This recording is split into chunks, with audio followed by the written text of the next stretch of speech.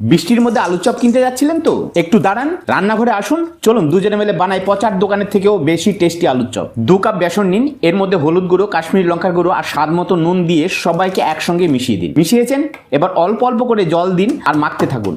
ঠিক এইরকম যখন কনসিস্টেন্সি আর টেক্সচার আসবে তখন এর মধ্যে একটু তেল দিয়ে ঢেকে দিন। এবার একটা টেস্টি মশলা বানিয়ে ফেলি। একটা প্যানে 1 চামচ করে গোটা ধনে, জিরে, 3টে শুকনো লঙ্কা দিয়ে একটু নেড়ে চেড়ে এইভাবে মশলাটা বানিয়ে রেখে দিন। একটা কড়াইতে সর্ষের তেল গরম করে ওর মধ্যে পেঁয়াজ, আদা, রসুন বাটা 1 চামচ দিয়ে ওদের মিষ্টির গন্ধটা দূর করে দিন।